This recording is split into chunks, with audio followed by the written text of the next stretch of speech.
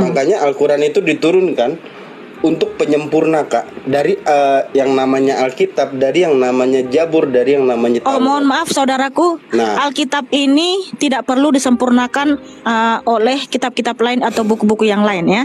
Nggak perlu, karena Alkitab ini sudah sempurna, sudah lengkap dan tidak perlu lagi. Karena justru gini, di Wahyu 22 ya, di Wahyu 22 Tuhan berfirman seperti ini, Maksudnya? bahwa ini nggak boleh ditambah, nggak boleh dikurangin. Justru kalau siapa yang menambah dan mengurangi akan terkutuk. Ya, di Wahyu 22 sudah tertulis firman Tuhan ya. Ini penutup dari firman Tuhan. Di sini tertulis ya. Betul. Jika seorang menambahkan perkataan-perkataan di dalam firman Tuhan ini, dia akan kena malapetaka. Jadi ini nggak boleh ditambah lagi. Gitu. Udah lengkap, udah sempurna.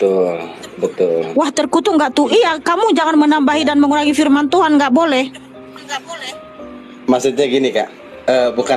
Bukan menambahkan ya, maksudnya gini loh, bahwa yang dibilang tadi sama Kak Mikana ya, itu Yesus itu menciptakan Adam dan istrinya, satu laki-laki satu perempuan.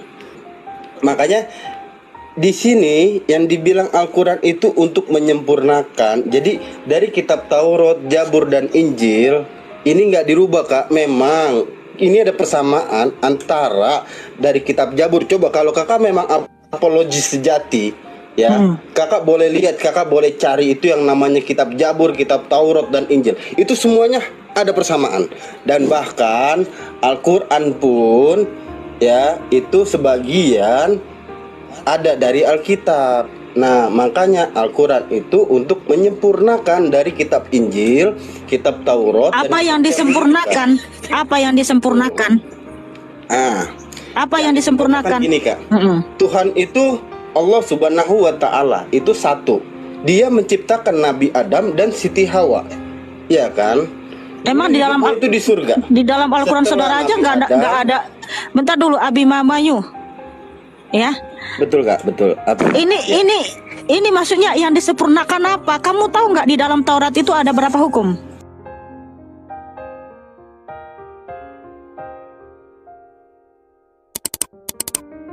Kayaknya pun agama terbaru mereka ini sebenarnya Kristen Timur sudah menggunakan matila atau yang disebut kerudung, bahkan lebih tertutup lagi, lebih tertutup dan lebih lebih panjang gitu. Pakaian mereka juga lebih menutup semua aurat, karena di sana memang hawanya kadang panas kadang dingin ya, karena memang daerah sana itu juga untuk menghindari abu juga, dan itu memang pakaian tradisi mereka. Tapi kenapa ya orang-orang di zaman sekarang ini selalu saja menyalahkan orang Kristen yang memakai matila? Sebenarnya itu nggak boleh loh. Untuk semua orang-orang yang selalu bertanya kepada saya nih ya, soalnya setiap saya menjelaskan di sekolah dulu sama teman-teman saya selalu dibilang, kamu terlalu pintar-pintaran. Enggak loh, telusuri dulu sejarah. Jangan hanya banyak ngomong. Lihat sejarah di masa lalu. Jangankan masa lalu, masa sekarang masih banyak orang Kristen kita yang memakai pakaian seperti Mita. Ya, iya. Tapi saya seluruskan dulu ya, kita bukan Nasrani, tapi kita Kristen. Ya, jangan bilang Nasrani. Karena Nasrani itu bukan Kristen. Iya, saya tahu, Kak. Ya. Tapi kan orang mereka nggak pernah memanggil kita Kristen. Katanya kalau mereka bilang ya, kita Kristen, haram bahasanya Kristen. Jadi kita dipanggilnya Nasrani. Ya nggak boleh lah, karena kita bukan Nasrani, kita Kristen. Iya, saya paham, Kak, saya paham.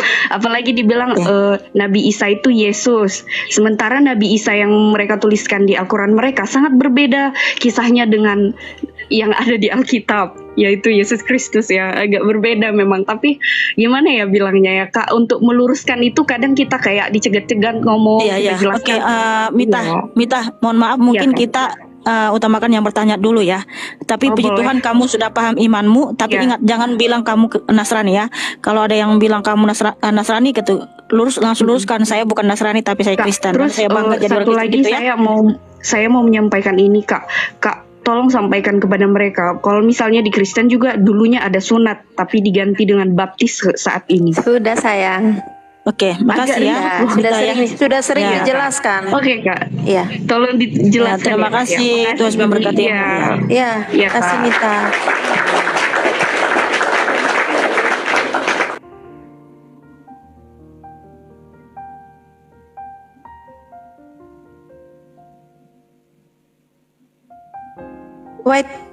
White Soul, selamat malam. Iya, selamat malam. Iya, silakan. Iya. Iya, silakan. Kak, Apa yang mau ditanya? Saya mau sedikit bertanya. Bisa kakak jelasin nggak? Sebentar kak, ini agak. Bisa kakak jelasin nggak gimana sih proses kejadian manusia itu di dalam kitab Injil?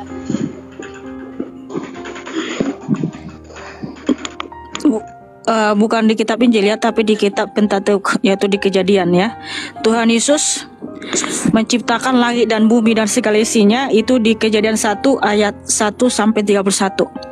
Ya, kenapa saya bilang di sini Tuhan Yesus? Karena Tuhan Yesus adalah Sang Firman ya. Sang Firman itu artinya pemilik firman itu sendiri, yang dimana dia adalah Allah itu sendiri, seperti yang tertulis di Yohanes 1 ayat 1 dan Yohanes 1 ayat 3 ya. Segala sesuatu dijadikan oleh Dia. Ya, jadi dialah yang menciptakan segala sesuatu ya, langit dan bumi. Nah, manusia itu diciptakan seperti ini. Kejadian 1 ayat 26. Berfirmanlah Allah, baiklah kita menjadikan manusia menurut gambar dan rupa kita, supaya mereka berkuasa atas ikan-ikan di laut dan burung-burung di udara, dan atas ternak dan atas seluruh bumi, dan atas segala binatang melata yang merayap di bumi ya. Jadi Tuhan Yesus menciptakan manusia itu menurut gambar dan rupanya ya. Kemudian di Kejadian 2 ayat 7, ketika itulah Tuhan Allah membentuk manusia itu dari debu tanah dan menghembuskan nafas hidup ke dalam hidungnya. Demikianlah manusia itu menjadi makhluk yang hidup. Jadi Tuhan Yesus membentuk manusia itu dulu dari debu tanah ya, semua lengkap tubuhnya. Nah, setelah itu baru dihembuskan nafas kehidupan ke dalam hidungnya, makanya Adam menjadi makhluk yang hidup yang disebut manusia pertama. Nah, seperti itu. Dan kemudian cara menciptakan perempuan itu di Kejadian 2 ayat 20 ya. Manusia itu memberi nama kepada segala ternak, kepada burung-burung di udara, dan kepada segala binatang hutan. Tetapi baginya sendiri ia tidak menjumpai penolong yang sepadan dengan dia. Lalu Tuhan Allah membuat manusia itu tidur nyenyak. Ketika ia tidur, Tuhan Allah mengambil salah satu rusuk daripadanya, lalu menutup tempat itu dengan daging. Dan dari rusuk yang diambil Tuhan Allah dari manusia itu, dibangunnyalah seorang perempuan, lalu dibawanya kepada manusia itu. Lalu berkatalah manusia itu, inilah dia, tulang dari tulangku dan daging dari dagingku. Ia akan dinamai perempuan, sebab ia diambil dari laki-laki. Sebab itu seorang laki-laki akan meninggalkan ayahnya dan ibunya, dan bersatu dengan istrinya, sehingga keduanya menjadi satu daging. Nah, seperti itulah penciptaan manusia. Jadi lembaga pertama yang didirikan Tuhan itu adalah keluarga atau pernikahan, di mana hanya satu Adam dan satu Hawa ya, satu laki-laki dan satu perempuan. Tuhan Yesus tidak pernah menciptakan 2 perempuan atau 5 atau banyak ya untuk dijadikan istrinya Adam, tapi 1 perempuan 1 laki-laki. Makanya itu adalah ketetapan Allah bahwa hanya boleh 1 istri 1 suami. Nah, seperti itu Cantik. Oh, jadi manusia pertama yang diciptakan oleh Tuhan Yesus itu adalah Adam. Iya, betul. Oh, berarti kurang lebih sama ya dengan kita di Islam gitu ya, Kak ya?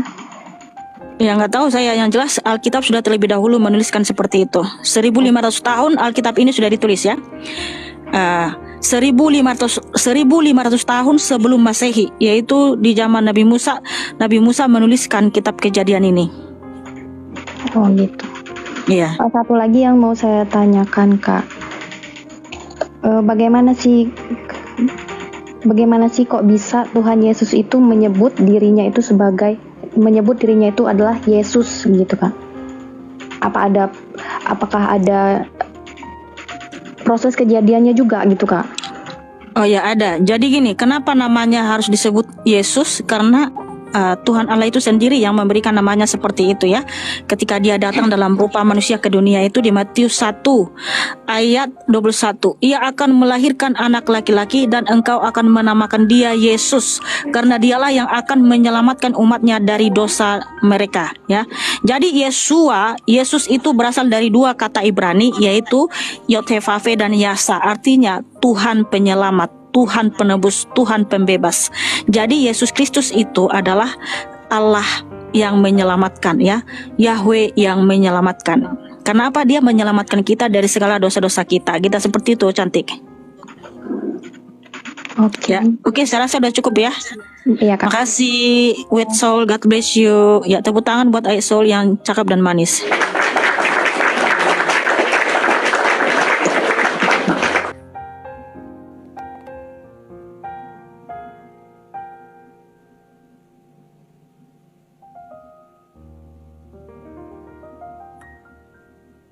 Makasih Bang Krisna, Tuhan Yesus memberkatimu.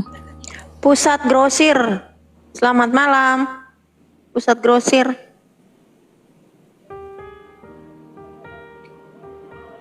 Pusat Grosir murah, selamat malam.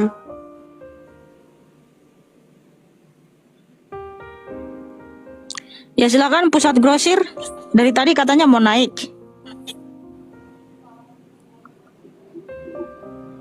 Pusat Grosir. Nggak ada suaranya. Halo Pusat Grosir.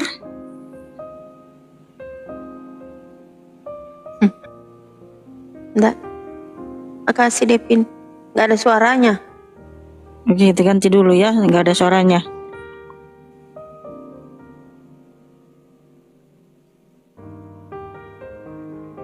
Saya mau nanya antri di bawah. C Hasan. Halo, selamat malam Selamat Kak. malam. Ya, selamat malam Selamat malam, saudaraku. silakan. Sebelumnya mau tanya Kak, sebenarnya Roh Kudus itu siapa ya Kak? Roh Kudus itu rohnya Tuhan Yesus Kristus. Berarti bapaknya atau apanya itu Kak? Berarti di Tuhan Yesus itu namanya. Hah? Berarti Yesus Kristus berarti. Iya, Roh Kudus itu rohnya Tuhan Yesus Kristus itu sendiri.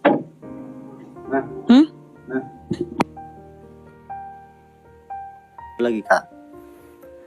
Iya, gimana lagi? Coba diapain dulu ya Kak Luvina. Gimana? Iya, gimana?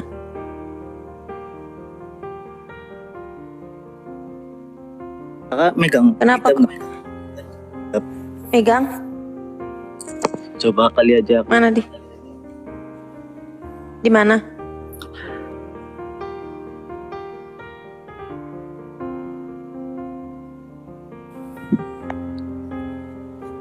Di kitab apa? Rohmu yang hidup bagiku. Apa? Tadi Isanya nanya siapa Roh Kudus itu? Roh Kudus itu rohnya Tuhan Yesus ya, gitu ya. Teman-teman, saya keluar dulu, saya masuk lagi ya. Yang udah antri silakan kirim lagi. Kak Luvina, saya keluar dulu. Soalnya live saya nggak kelihatan di beranda ya.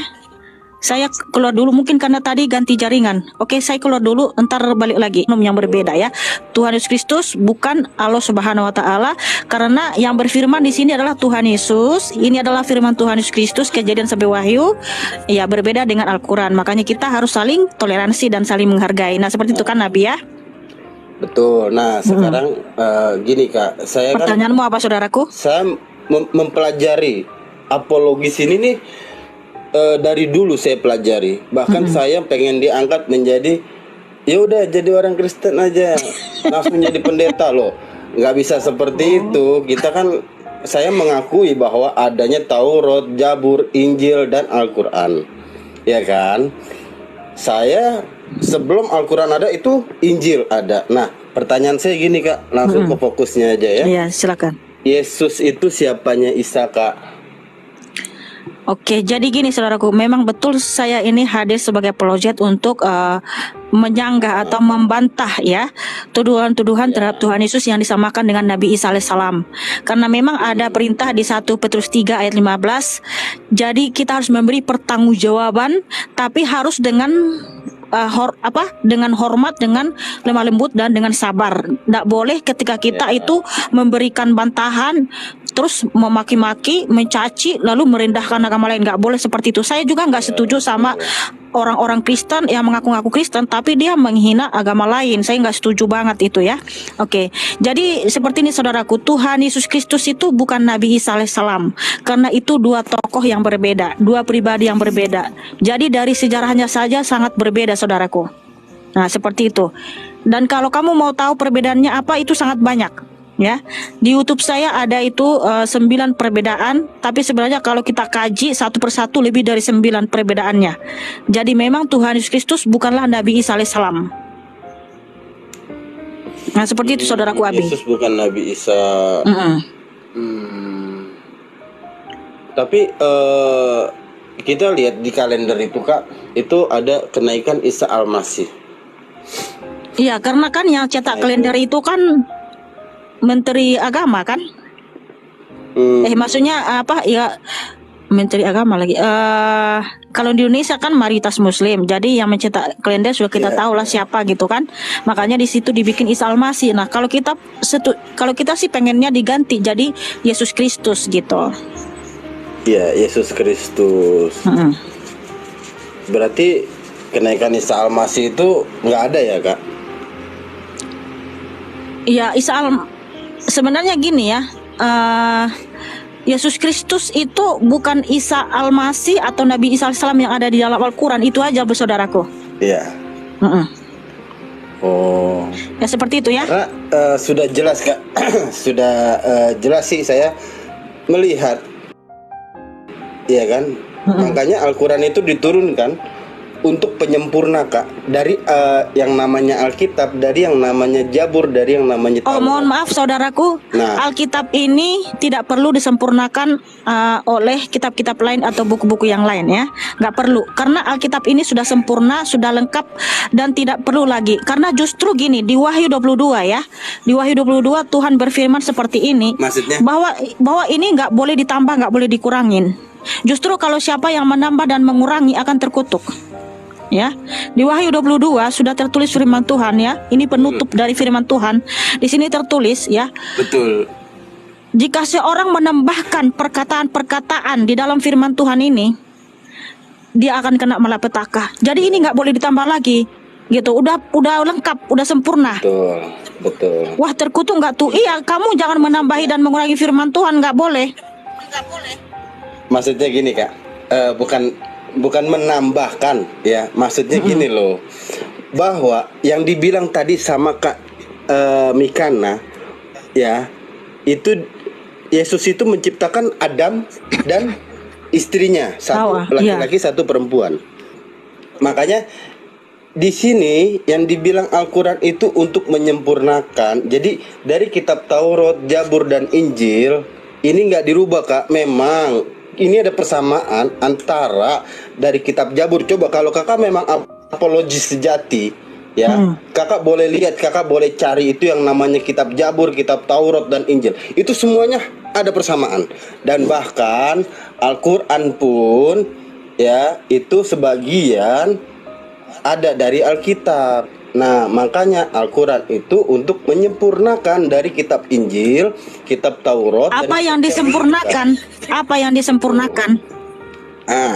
Apa yang disempurnakan? Gini Kak, Tuhan itu Allah Subhanahu wa Ta'ala itu satu. Dia menciptakan Nabi Adam dan Siti Hawa, ya kan? Emang di dalam itu di surga. Di dalam Al-Quran saudara aja nggak ada. Bentar dulu, Abi Mamayu, ya. Betul Kak, betul. Apa? Ini maksudnya yang disempurnakan apa? Kamu tahu nggak di dalam Taurat itu ada berapa hukum? Yang di mana? Di dalam hukum Taurat ada berapa hukum di situ? Ada berapa hukum? Banyak Kak hukum. Iya. Oke. Jadi gini. Ya.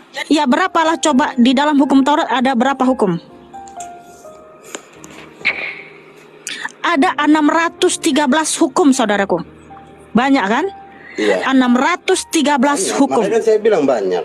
Nah, bentar ya. Di dalam hukum Taurat, cara untuk mendapatkan pengampunan dosa adalah, Kak Luvina tolong di-mute karena suaranya feedback. Ya. Jadi cara untuk mendapatkan pengampunan, orang Israel harus mempersembahkan anak domba yang tak bercacat, lalu diserahkan kepada imam, lalu imam menyembelih anak domba itu dan darahnya dipercik di bait suci, ya, di mezbah. Hanya imam yang boleh mempercik darah domba itu di mezbah. Nah, itu adalah hukum Taurat, itu adalah pengampunan untuk dosa-dosa. Nah, kenapa harus darah anak domba untuk mengampuni dosa? Saya tanya sama kamu, kalau kamu betul kamu bilang tadi bahwa Quranmu itu menyempurnakan Alkitab.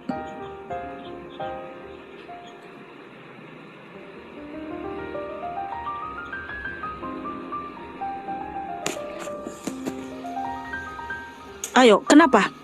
Itu sangat banyak loh. Ada terputus. ya.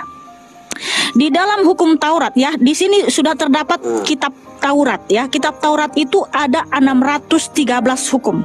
Nah, tadi kan kamu bilang bahwa Quranmu itu menyempurnakan Alkitab, yaitu Taurat, Jabur dan Injil. Bentar dulu, bentar, sabar.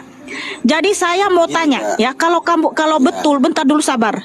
Kalau betul, ya, Quranmu menyempurnakan, ya, ini adalah hak saya untuk menggunakan hak jawab, ya, untuk meluruskan tuduhan ini. Kalau benar kitabmu itu menyempurnakan hukum Taurat atau Alkitab ini, saya mau tanya, ya, di sini sangat banyak dalam Alkitab ini, ya, ayat-ayatnya di mana anak domba yang tak bercacat darahnya dipersembahkan oleh imam di atas mezbah di bait suci untuk pengampunan dosa-dosa, ya. Saya mau tanya sama kamu, kalau betul kitabmu menyempurnakan, kenapa harus darah yang mengampuni dosa? Bukan, dengerin Kak, gini loh, ya. Enggak, jawab dulu. Kan kamu tadi klaim bahwa kitabmu itu menyempurnakan Alkitab ini. Karena di dalam Taurat ini, kamu tahu nggak, Taurat itu adalah sangat banyak hukum-hukum bahwa harus dipersembahkan darah anak domba di bait suci. Nah, silakan jawab, kenapa harus darah anak domba? Kak, Taurat itu, ya, nggak termasuk Injil, Kak. Sekarang kakak berpegang teguh pada Injil apa Taurat? Ini Tunggu dulu, aduh, Abi, sebentar, sabar. Halo, Abi, kan kamu mengatakan bahwa sabar dulu. Aduh, tolong jawab dulu. Jangan kejang-kejang dulu, jawab dulu. Kan kamu klaim bahwa kitabmu ini menyempurnakan Alkitab. Ya, yang mana di dalam kitab ini terdiri dari kitab Jabur, Taurat dan Injil, ya, dan juga kitab para nabi dan sejarah dan lain sebagainya, ya. Nah, saya mau tanya sama kamu, kenapa harus darah anak domba, ya, yang dipersembahkan di bait suci oleh imam? Kan kamu mengklaim menyempurnakan. Kalau sempurna, katakan apa alasannya? Sebenarnya bukan anak domba. Gini loh. Sebenarnya bukan anak domba. Sebelum Isa itu ada, ya, itu Isa nabinya saya, ya. Sebelum Isa ada, itu adanya di Ismail, Kak. Jadi Nabi Ibrahim itu tidak punya anak sama sekali selama berpuluh-puluh tahun. Setelah itu dikasih anak. Nah, Tuhan itu, Allah Subhanahu wa Ta'ala, Dia ingin mencoba dan menguji Nabi Ibrahim. Dengan dikasih anak yang dia tunggu-tunggu selama bertahun-tahun tidak ada, ya. Setelah Tuhan bilang, sembelih anak kamu itu, ya Ibrahim, sembelih Ismail. Dia rela gak untuk sembelih Ismail, ya kan? Dan akhirnya Nabi Bentar Ibrahim dulu, itu jangan ke situ. sembelih Nabi Kamu Ismail, jawab dia dulu rela. yang Karena tadi. kenapa? Ya, oke. Kalau memang ya, kalau memang kitabmu itu sempurna, tadi kamu bawakan ke Abraham. Tunggu, sabar. Ya, kenapa harus darah anak domba di situ yang dipersembahkan? Kenapa? Nah, bukan Ismail tapi Ishak. Ya, dengerin, saya jawab. Ini saya jawab, Kak. Ini saya jawab. Nih, bentar. Ya. Iya, ini saya jawab. Kenapa harus darah Ishak anak domba? Itu, Kak, Ishak itu beda, Kak. Nah, ini kamu melarikan ini ya, apa namanya? Ismail itu, ya, itu yang disembeli. setelah Ismail nih, ya, telah lampau Ismail, ya, itu Ishak, baru lahirlah Isa. Kak, Isa itu belakangan, Kak. Ini orang bisa menjawab Jadi nggak sih kita bukan kenapa luar biasa. harus darah anak dibilang domba? Kan kamu ngaku kitamu itu menyempurnakan Alkitab ini. Kamu jawab kenapa harus ada darah anak domba yang mengampuni dosa di zaman hukum Taurat?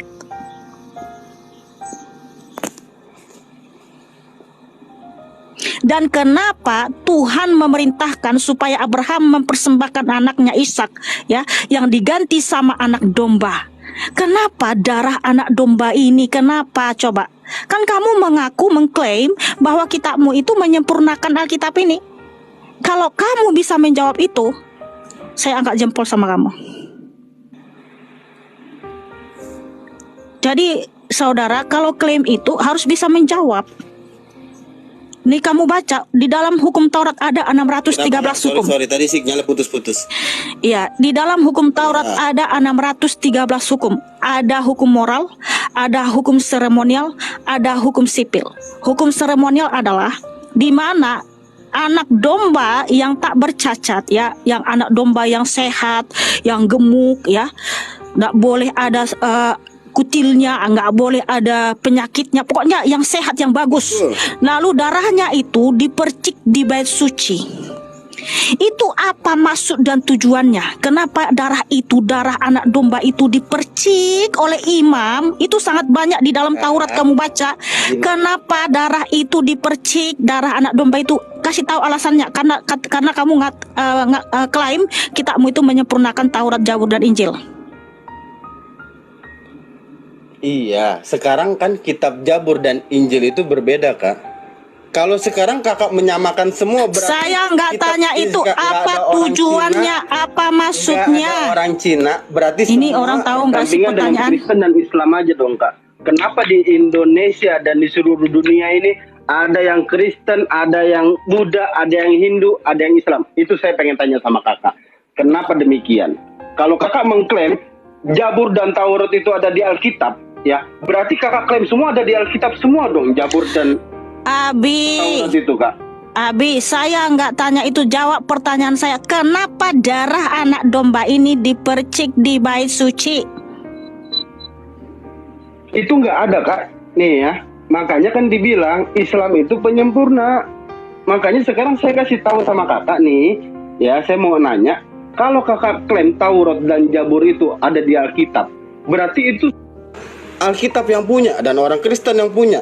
Buat apa ada orang Cina, Hindu, dan Buddha? Coba Kak tolong jelasin. jadi Taurat itu Oke, berbeda. nih saya kasih tahu sama kamu ya. Saya baca dulu ayatnya ya, karena ini muter-muter kemana-mana ya. Oke, dengar baik-baik Abi. Di dalam hukum Taurat ada 613 hukum, dibagi menjadi 3 bagian. Hukum moral, hukum seremonial, dan hukum sipil. Hukum seremonial saya baca contohnya ya. Imamat 3 ayat 8 ya. Di sini saya baca aja beberapa ayat ya. Ayat 1, jikalau persembahannya merupakan korban keselamatan, maka jikalau yang dipersembahkan itu dari lembu, seekor jantan atau seekor betina, haruslah ia membawa yang tidak bercela ke hadapan Tuhan ya. Kemudian juga ayat 6, jikalau persembahannya untuk korban keselamatan, di ini Abi, kamu dengar ada dulu, nanti dibuka mikrofonnya ya setelah kamu menjawab ya. Ini saya baca ya. Kan kamu klaim bahwa kitabmu itu menyempurnakan Alkitab. Oke, jadi kamu harus bisa jawab ini. Kalau betul menyempurnakan ya. Imamat 3 ayat 6 sampai 8 saya baca ya teman-teman ya.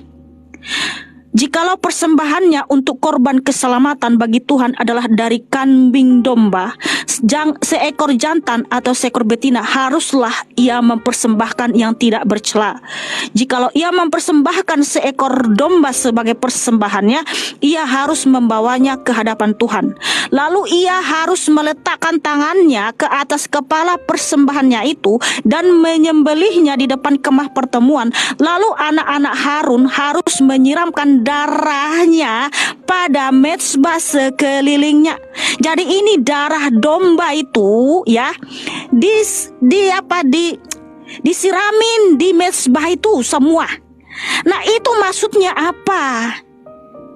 Ayo jawab Abi. Kan kamu ngaku bahwa kitabmu itu menyempurnakan Alkitab. Sementara di dalam Alkitab ini sangat banyak, persembahkanlah darah domba yang tak bercela, ya. Percik darahnya itu di mezbah. Ya, di mezbah itu, bait suci itu hanya imam yang boleh masuk. Nah, itu maksudnya apa? Ya, buka mikrofonnya saudaraku Abi. Di kitab saya, Kak. Iya, maksudnya ini apa? Tadi saya sudah baca ya, Imamat 3 ayat 6 sampai 8. Kenapa darah domba itu dipercik di bait suci? Ayo, artinya apa itu?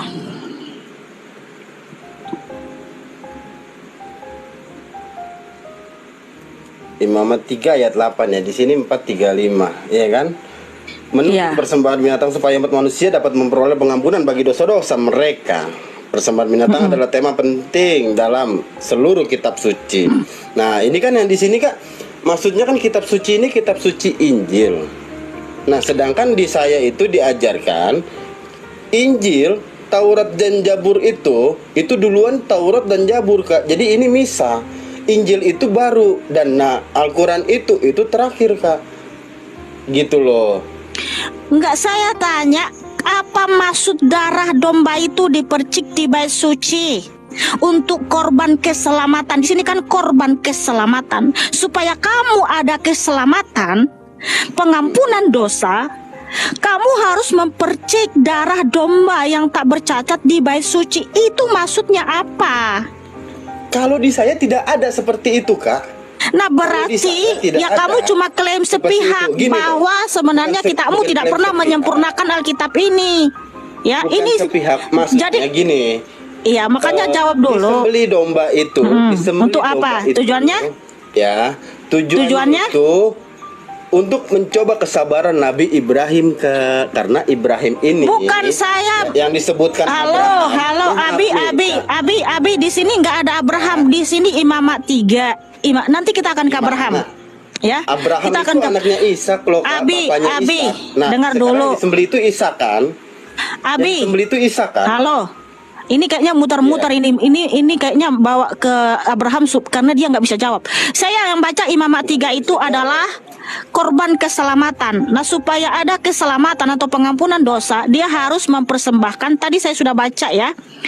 Ya, korban keselamatan bagi Tuhan adalah ya dari Tuhan supaya dia ada pengampunan atau keselamatan, itu harus darah domba itu dipercik di bait suci. Itu maksudnya apa, Abi? Kan kamu klaim kitabmu menyempurnakan Alkitab ini. Di mana di sini Makanya terkandung saya hukum bilang, Taurat yang tadi. Kakak yang muter, Darah yang itu muter. Nih, untuk saya kasih apa? tahu. Dengerin. Darah itu lambang dari apa? Darah siapa? Dengerin. Darah itu tidak ada, Kak. Ini antara dan Nabi Ibrahim sama Ismail. Di sini Iya, nggak Nabi ada Abraham, di Imamat 3 Dengerin, ini Kak. nggak ada Abraham. Saya tahu. Jadi gini loh, di kitab saya itu Nabi Ibrahim, Kak, yang menyembelih Ismail. Kalau di kitab Kakak itu Abraham yang menyembelih Ishak. Bentar dulu, Abi, saya itu tanya Allah sama memerintahkan kamu. Abraham untuk mempersembahkan Ishak anaknya. Abraham taat kepada Allah. Namun ketika Abraham siap mempersembahkan Ishak, Bentar, Allah bentar, campur bentar. tangan Abi, dan Abi, menyediakan seekor Abi, domba jantan Abi. untuk mati menggantikan Ishak.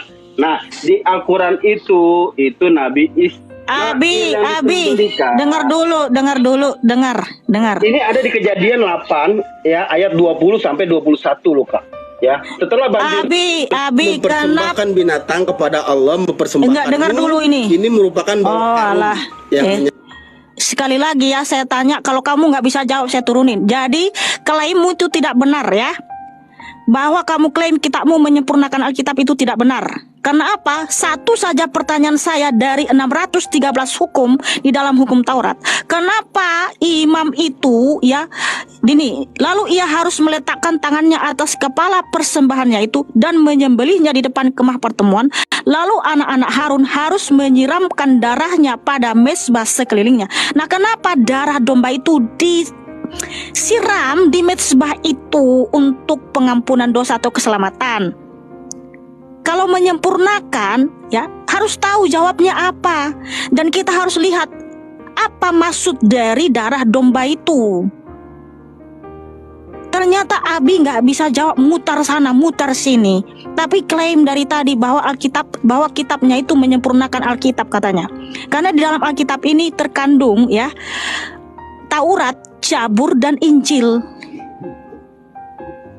Tapi dia nggak tahu apa makna darah anak domba itu ya. Kenapa harus darah untuk pengampunan dosa? Ya. Ada nggak di dalam kitabmu itu bahwa darah itu mengampuni dosa? Kalau nggak ada, jangan klaim-klaim bahwa kitabmu itu menyempurnakan Alkitab.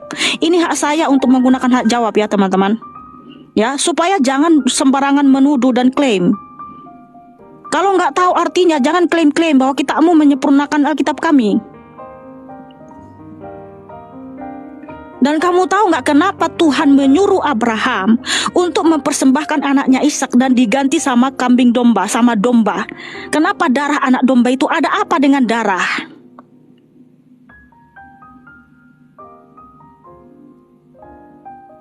Ya, karena memang Abi ini nggak bisa jawab, pasti nggak bisa jawab. Karena apa? Di dalam kitabnya itu nggak ada ya darah itu untuk pengampunan dosa.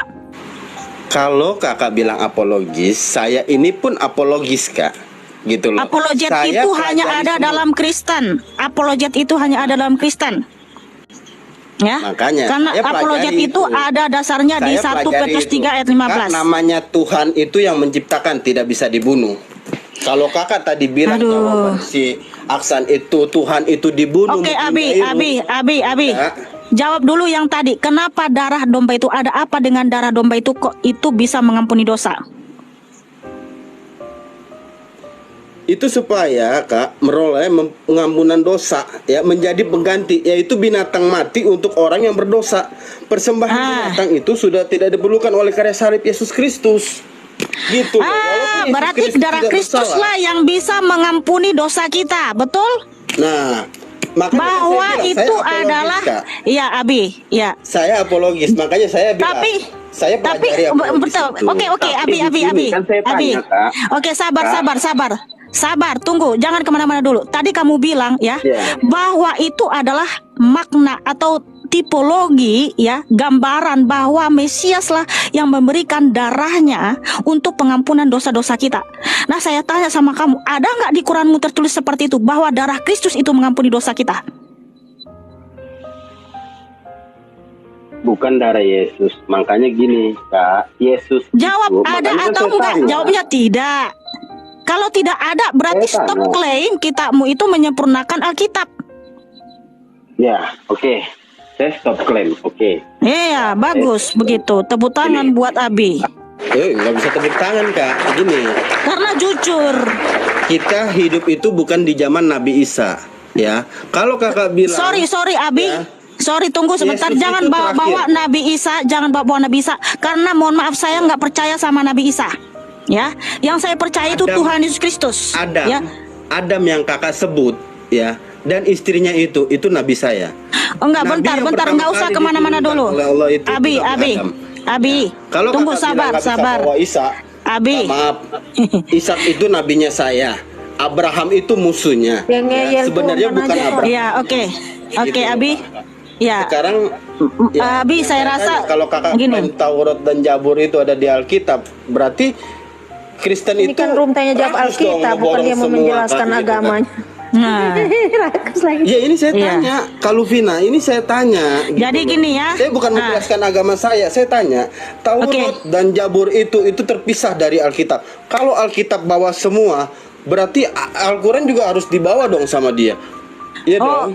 enggak. Kita Sekarang enggak gini. bahas Al-Quran di sini, dan mohon maaf, kami itu hanya mengimani Alkitab. Di luar itu kami tidak beriman. Oke, sekarang Taurat dan Zabur itu beda, Kak. Dari Alkitab itu beda. Aduh, Dari Tuhan mana Yesus bisa tolong sama? ampunilah Kalau dia. memang bisa sama, Tadi itu berarti- saja sudah. Aduh, hei. Injil itu penggenapan dari Taurat.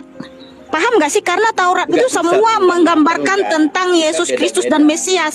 Makanya tadi saya bilang sama Berarti kamu, agama Hindu dan Buddha itu nggak ada. udah cukup dulu ya. Udah cukup Agama dulu, Hindu Bang. dan Buddha itu Mbak Abi. nggak ada dong, Kak. Oke, makasih Dan ngeyel Abi ya. turunin aja. God bless you ya.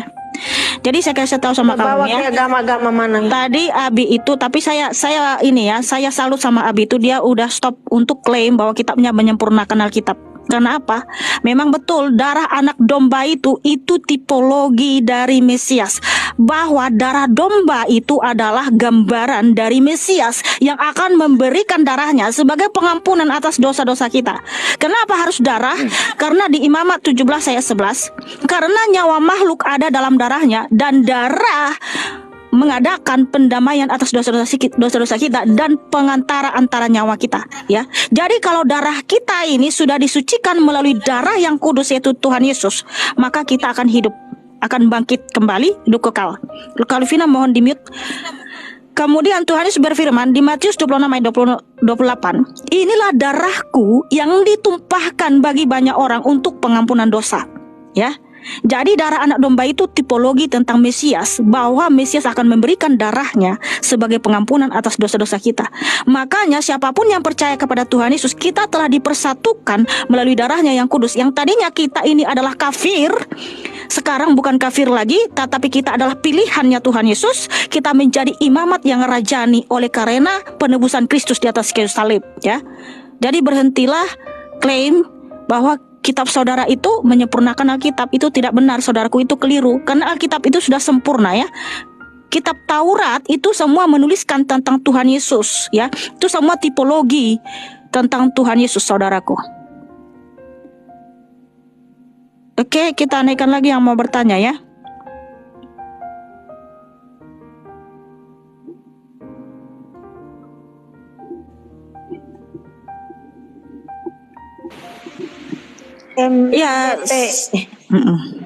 MCP Shop Official, selamat malam.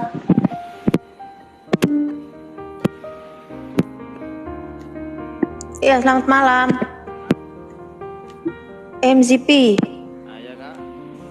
Untuk bicara atau bertanya kepada saya, tekan lama tombol tindakan, lalu lepas dan mulai.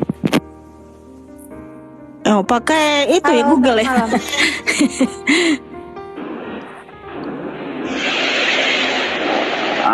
Pertanyaan saya yang semalam kan signalnya kan kurang bagus. Iya. Kalau di agama saya yang namanya kematian itu karena sudah ditentukan oleh Allah, diutusnya sama malaikat untuk mencabut nyawa manusia. Nah, kalau di agama kakak yang mencabut nyawa manusia itu siapa? Oke, gini saudaraku, ya, kita harus tahu dulu konsep kematian. Kenapa manusia mengalami kematian? Karena dosa, ya, sebab upah dosa ialah maut. Jadi manusia itu mengalami kematian itu karena Adam dan Hawa telah melanggar hukum di Kejadian 2 ayat 17. Sehingga, ya, dosa yang diwariskan oleh Adam kepada keturunannya adalah dosa maut. Makanya di Roma 5 ayat 12, oleh karena satu orang, ya, nih saya baca ayatnya. Jadi Tuhan Yesus Kristus tidak pernah menciptakan manusia untuk mati, tetapi untuk hidup kekal. Tetapi kenapa manusia mengalami kematian? Roma 5 ayat 12, sebab itu sama seperti dosa telah masuk ke dalam dunia oleh satu orang, dan oleh dosa itu juga maut, demikianlah maut itu telah menjalar kepada semua orang karena semua orang telah berbuat dosa. Jadi kenapa manusia mati, saudaraku official? Karena manusia telah kehilangan kemuliaan Allah dan telah berdosa, yaitu yang telah dilakukan Adam dan Hawa, sehingga semua keturunannya juga mati.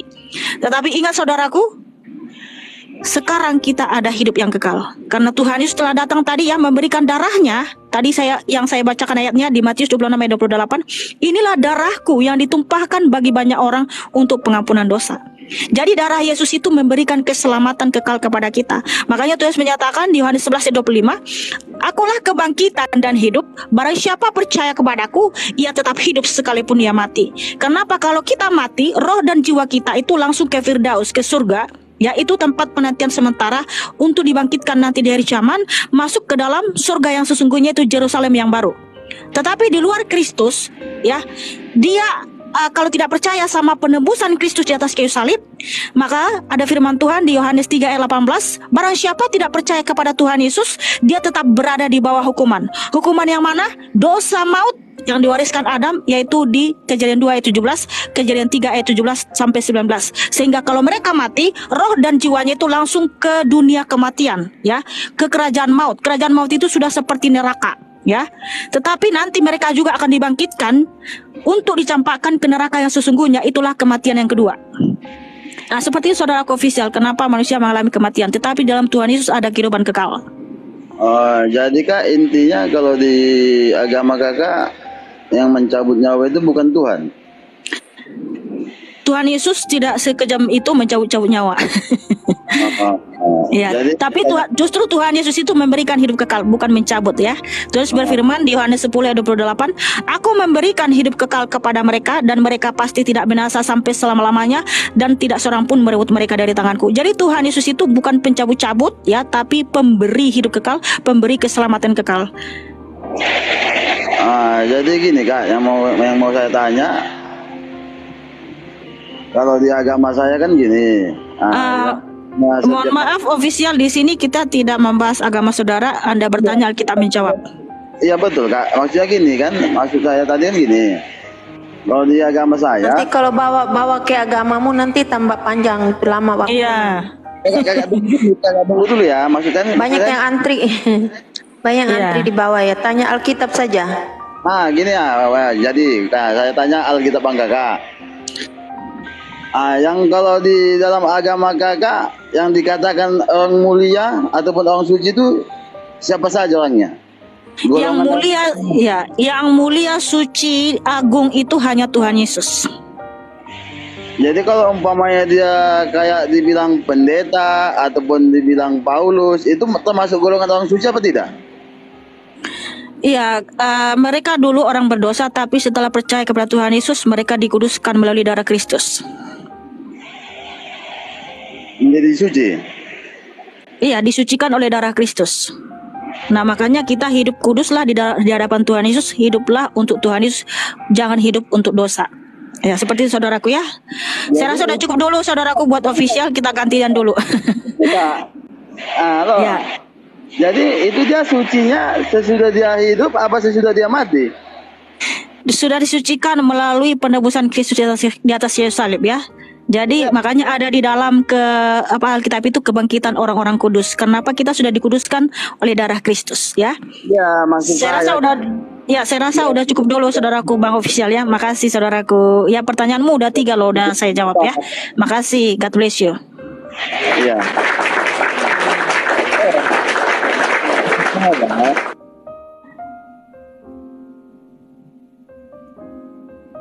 Thank you semuanya yang tetap layar, ya. Tuhan memberkatimu saudara-saudariku.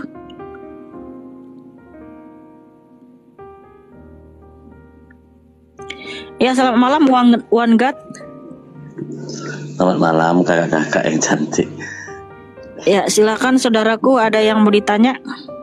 Ada, saya mau tanya ya kakak, ya. Tadi kakak bilang Tuhan Yesus berarti bukan Isa, ya Kak Mikana, ya. Ya betul, bukan Nabi Isa alaihissalam. Isa alaihissalam, ya.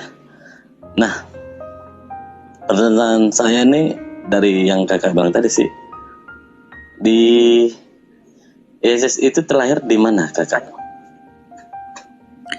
Ketika Tuhan Yesus datang dalam rupa manusia, dia berkenosis. Ya, berkenosis artinya mengosongkan dirinya sendiri, inkarnasi atau kelahiran makhluk manifestasi dari Tuhan itu sendiri. Dia lahir di kandang domba ketika datang dalam rupa manusia. Di kandang domba di Bethlehem, di Israel. Dari rahim seorang? Dari rahim seorang perawan suci namanya Bunda Maria. Perawan suci berarti tidak berhubungan dengan laki-laki, benar ya kakak Mikana? Betul sekali. Bunda Maria itu perawan suci, perawan yang saleh, wanita yang paling berbahagia sejagat raya ini. Ya, seperti itu ya saudaraku, ya. Iya. Ya, cukup. Pertanyaannya gini kakak. Pertanyaan saya belum nanya. Ini pertanyaannya begini. Kan tadi itu udah ditanya. Oke, apa lagi? Ya, ini satu lagi aja nih saya baru turun, ya. Ya, silakan. Nah, yang meniupkan ruh ke rahimnya Bunda Maria itu siapa Kak? Apakah langsung Tuhan Yesus itu sendiri masuk ke rahim itu menjadi seorang manusia, apa ada melalui siapa? Kak, itu Oke. Jadi gini ya, waktu Bunda Maria itu kan mengandung Yesus bukan karena dia tidur sama Yusuf. Jadi waktu itu Maria ini sudah bertunangan sama Yusuf. Artinya sudah suami istri, tetapi belum ada bersetubuh ya, belum ada tidur. Karena apa? Si Yusuf ini awalnya ada kecurigaan karena dia sudah tahu, oh Maria mengandung. Dia tadinya mau meninggalkan Maria ini. Karena kan dia berpikir, loh saya kan belum ada tidur sama Maria, kok dia sudah mengandung. Makanya ketika dia mau meninggalkan Maria, malaikat datang menjumpai Yusuf. Seperti ini ya. Matius 1 ayat 18. Kelahiran Yesus Kristus adalah seperti berikut. Pada waktu Maria, ibunya, bertunangan dengan Yusuf, ternyata ia mengandung dari Roh Kudus sebelum mereka hidup sebagai suami istri, ya. Artinya sebelum mereka tidur bersama gitu ya. Jadi Bunda Maria ini mengandung dari Roh Kudus. Jadi Roh Kudus itu artinya Roh Allah itu sendiri, dia berkenosis di rahim Bunda Maria.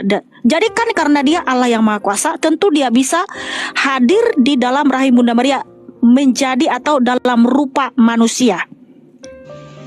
Ya jangan kamu tanya kenapa bisa seperti itu. Ya pasti bisa, karena apa? Dia Allah yang Maha Kuasa. Kalau dia hadir di dalam diri kita, pasti bisa saudaraku ya. Dalam wujud manusia pasti bisa ya. Jadi kita ini saja mendengar suara Tuhan Yesus sudah senang. Jangankan mendengar suaranya, bermimpi Tuhan Yesus saja kita sangat senang sekali. Artinya dia datang menjumpai kita, ya kan? Nah, bagaimana dengan Bunda Maria? Bunda Maria itu adalah wanita yang terpilih sehingga Roh Kudus inkarnasi di dalam rahimnya dalam rupa manusia. Jadi yang dikandung itu ketika dia berinkarnasi itu betul manusia di dalam rahimnya ya. Seperti itu saudaraku. Ya. Berarti Oke, saya Bunda rasa Maria menuankan dia juga kan berarti ya? Berarti dia menuankan anaknya dong. Otomatis begitu jadi. Bukan menuhankan, kan saya sudah jawab saudaraku. Yang hadir di dalam tubuh Bunda Maria itu kan Allah itu sendiri. Tentu saja Bunda Maria itu menghormati dan bersyukur apa yang sudah ditetapkan sama Bunda Maria. Makanya Bunda Maria mengatakan ya di Lukas 1. Makasih jawabannya Kak. Oke ya. Ya. Saya rasa sudah cukup. Makasih saudaraku. God bless you. Ya. Tepuk tangan buat One God yang cakap dan manis.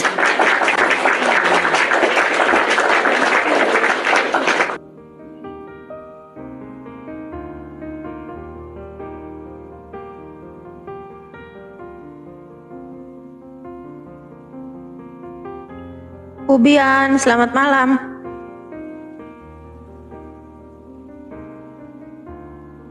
Selamat malam, Pubian.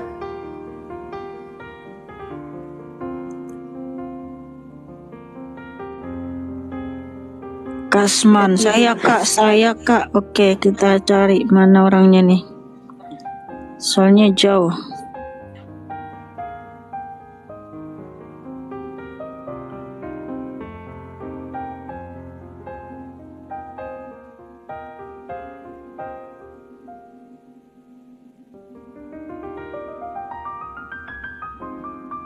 Nggak ada Kasman, udah saya cari. Terima kasih ya teman-teman yang sudah tetap layar. Dengan tetap layar saudara-saudari sudah mendukung pelayanan kami. Ingat di sini itu edukasi Alkitab ya, bukan untuk membanding-bandingkan dengan agama lain. Ini ada orangnya nggak sih? Indah Rizky, selamat malam.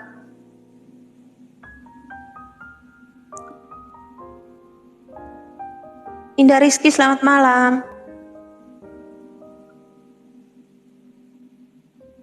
Suaranya lama. Gitu. Andre Pardede, selamat malam Andre. Ya, halo, selamat malam. Ya, selamat malam.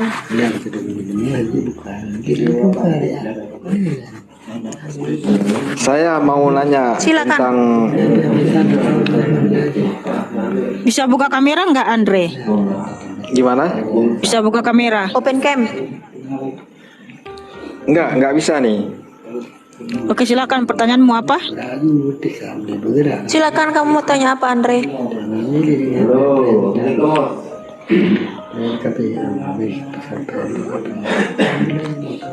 Andre, silakan. Jadi Nabi Isa nanti Nabi Yesus apa?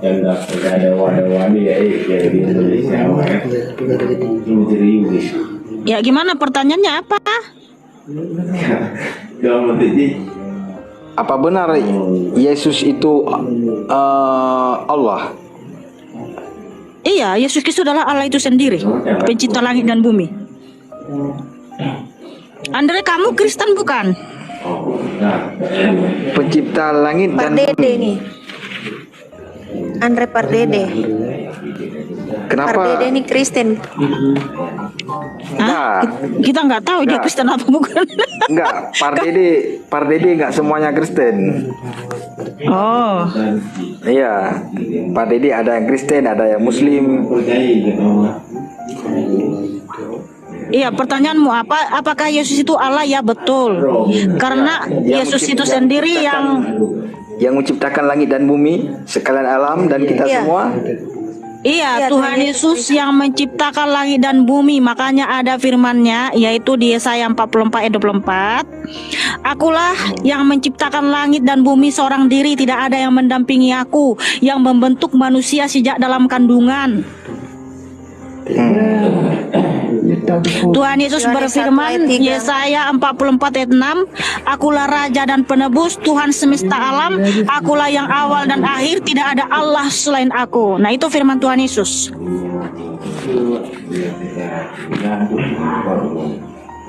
Jadi yang menciptakan Yesus siapa?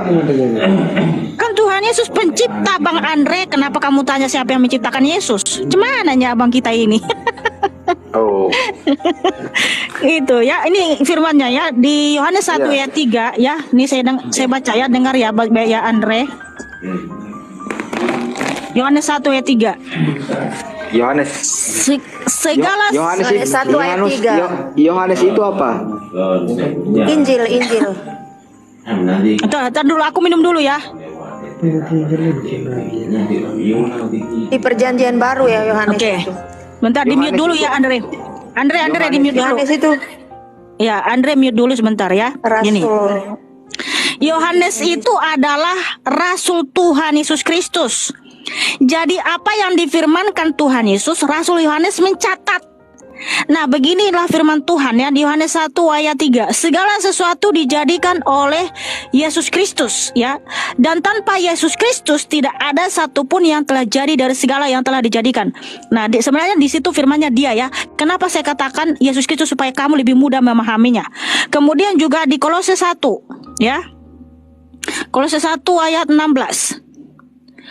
Karena di dalam Yesuslah telah diciptakan segala sesuatu yang ada di sorga dan yang ada di bumi, yang kelihatan dan yang tidak kelihatan, baik singgasana maupun kerajaan, baik pemerintah maupun penguasa. Segala sesuatu dijadikan oleh Tuhan Yesus Kristus dan untuk Tuhan Yesus Kristus. Yohanes 1 ayat 1 ya, pada mulanya adalah Sang Firman dan Sang Firman itu adalah Allah itu sendiri ya. Jadi Yesus Kristus adalah Sang Firman. Sang Firman artinya pemilik firman itu sendiri, makanya dialah yang menciptakan segala sesuatu. Begitu Andre Pardede yang baik hati dan manis. Ya, silakan buka mikrofonnya.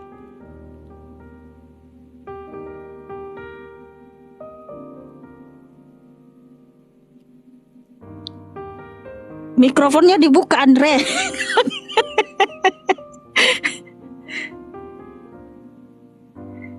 Ya ampun. Halo. Ya, udah dengar ya Andre tadi ya apa yang ku bilang ya, apa yang ku bacakan ya. Jadi Yesus dengan Isa beda deh. Tuhan Yesus Kristus bukan Nabi Isa alaihissalam yang tertulis dalam Al-Quran. Oh, jadi Isa, Yesus. Ya, betul. Oh.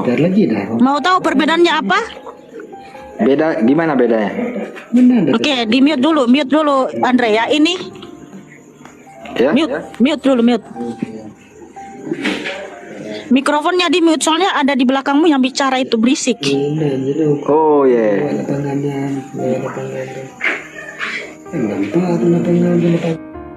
Ya, jadi begini saudaraku Andre ya, ini adalah hak saya untuk menggunakan hak jawab untuk meluruskan tuduhan Tuhan Yesus disamakan dengan Nabi Isa alaihissalam ya. Setelah kita kaji berdasarkan Al-Quran dan Alkitab, Tuhan Yesus Kristus bukanlah Nabi Isa alaihissalam ya. Karena apa? Nabi Isa alaihissalam dia lahir di bawah pohon korma. Tuhan Yesus Kristus ketika datang dalam rupa manusia, dia tidak lahir di bawah pohon korma, tetapi di kandang domba di Bethlehem. Karena apa? Ini menggenapi nubuatan bahwa Mesias itu harus lahir di kandang domba, bukan di bawah pohon korma. Karena tadi saya bacakan hukum Taurat ya, anak domba yang dipersembahkan di bait suci bukan pohon korma. Kenapa? Anak domba itu dipersembahkan darahnya untuk pengampunan dosa-dosa ya. Itu adalah gambaran atau tipologi tentang Mesias, bahwa Mesias akan memberikan darahnya sebagai pengampunan atas dosa-dosa kita. Makanya fakta sejarah Yesus Kristus itu lahirnya di kandang domba di Bethlehem ya. Makanya Tuhan Yesus ketika datang dalam rupa manusia disebut anak domba Allah ya, yang memberikan darahnya sebagai pengampunan atas dosa-dosa kita ya. Itu yang pertama perbedaannya. Yang kedua, Bunda Maria bukan Siti Maryam ya, karena Siti Maryam ini dia melahirkan Nabi Isa alaihissalam, dan Siti Maryam itu saudara Harun, dan ayahnya Siti Maryam adalah Imran. Sementara Bunda Maria ya bukan saudara Harun, karena Harun itu suku Lewi dan Bunda Maria adalah suku Yehuda, dan ayahnya Maria itu bukan Imran tetapi Eli. Namun berdasarkan fakta sejarah Israel, yang bernama Maryam saudara perempuan Harun adalah di zaman Nabi Musa ya. Makanya Harun itu 3 bersaudara ya, Nabi Musa dan juga Maryam, dan ayah mereka adalah Amran ya.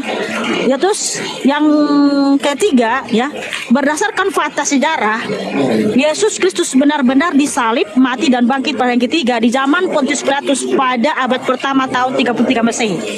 Ya Andre, di mute dulu, kenapa dibuka berisik?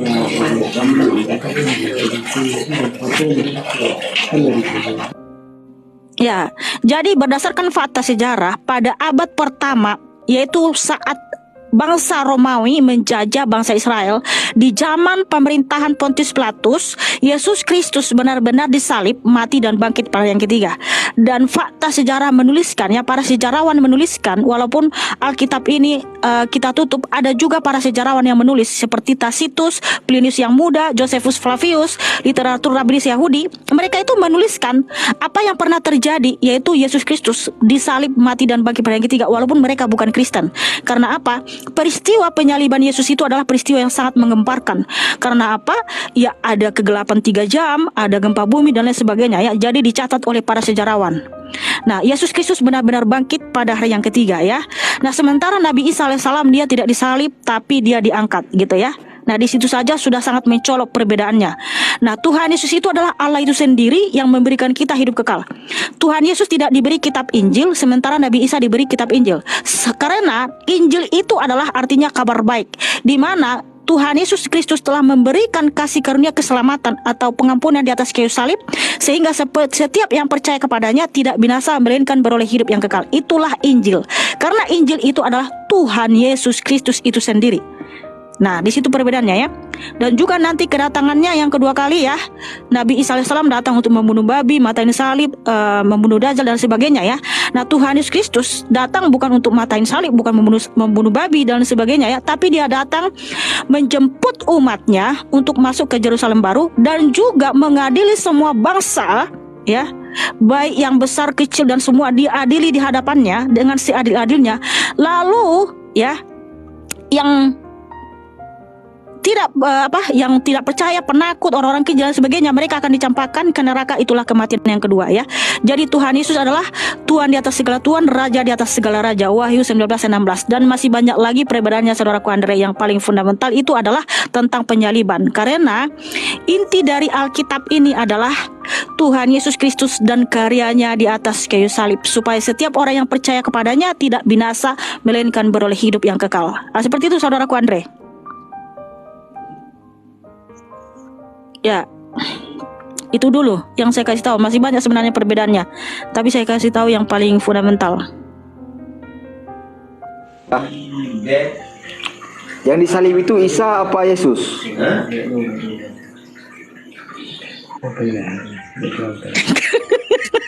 Tadi sudah dijelaskan, kamu kemana? Yang disalibkan itu Tuhan Yesus, bukan ini Nabi Isa. Bukan, dari tadi itu kami karena jelaskan panjang lebar, kok kamu tidak dengar? Ya Tuhan. Pelanggaran kamu. Makanya kami karena garuk-garuk kepala. Kami karena jelasan sampai ngos-ngos seperti tidak dengar.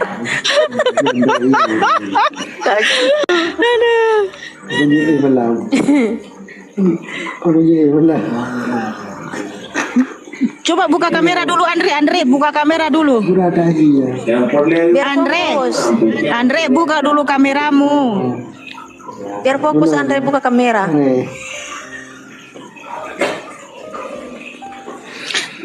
Andre bisa buka kamera? Ya, enggak. Ini, jadi enggak, Andre bisa buka kamera enggak? Yang disalib itu Yesus. Waktu disalib waktu itu, kenapa disalib? Yesus. Ya. Kenapa Tuhan Andre, Yesus kamu buka disalib? kamera. Kamu sudah 6.000 followers.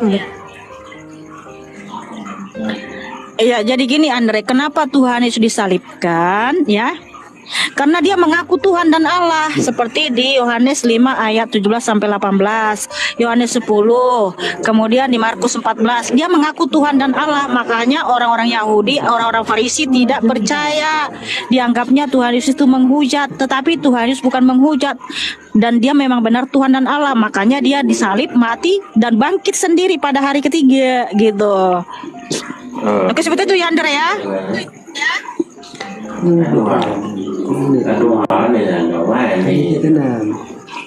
Kok ribet Tapi saya ya, turun.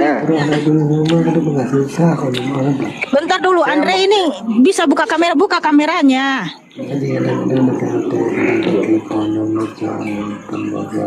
Bisa buka kamera enggak Andre? Enggak, Andre kamu bisa. Yesus mengaku diri sendiri bahwasanya Yesus. Andre, kamu buka kamera dulu, Andre, kamu buka kamera. Jadi Yesus itu mengaku dirinya dia. Andre, kamu buka kamera dulu. Jadi Yesus Andre, itu buka kameramu. mengaku dirinya bahwasanya dia Tuhan. Iya, dia mengaku dia adalah Tuhan dan Allah itu sendiri. Makanya orang Farisi, ahli Taurat, dianggap Tuhan Yesus itu menyamakan dirinya dengan Tuhan Allah. Tapi Tuhan Yesus itu tidak bohong, karena memang dia adalah Tuhan Allah itu sendiri. Itu sama kayak Fir'aun juga, itu mengaku dirinya Tuhan. Nah, Firaun dia mengaku Tuhan, betul nggak dia Tuhan? Iya, Yesus mengaku dirinya Tuhan, betul nggak dia Tuhan? Betul sekali. Makanya ketika dia mati, dia bangkit sendiri pada hari ketiga. Kalau dia Firaun mana bisa bangkit? Karena Firaun itu bukan Tuhan. Cemana sih Andre ini? Oh. Ya iyalah, Firaun mengaku dia Tuhan, tapi ketika dia mati enggak bangkit, busuk dia. Nah kalau Yesus mengaku dia Tuhan, ketika dia mati dia bangkit sendiri pada hari ketiga. Itulah buktinya dia Tuhan yang Maha Kuasa. Fir'aun masih bangkit sampai sekarang. Ada tuh di museum. Udahlah ya. Di museum. Ada di museum. Di surga, bukan di museum. Yesus itu Di bangkit museum, habis di itu mumi. naik ke surga. Dimumikan dia. Tidak ada, tidak ada. Aduh, ada di surga. Okelah, saya rasa udah dulu ya Andrea. Terima kasih ya, Tuhan Yesus memberkatimu. Tepuk tangan buat Andre Pardede yang cakep dan manis. Aduh, tahe. Ibu tuh udah bahasa Batak itu. Ah, ya mang. Itu ibu tuh udah bahasa Batak. Bahasa Songoni rok di Firaun masih bangkit. Cuman si Andre ini. Aduh. Masih bangkit katanya. Andre nggak fokus, Andre. Firaun katanya masih bangkit. Aduh, Tuhan Yesus ampunilah dia.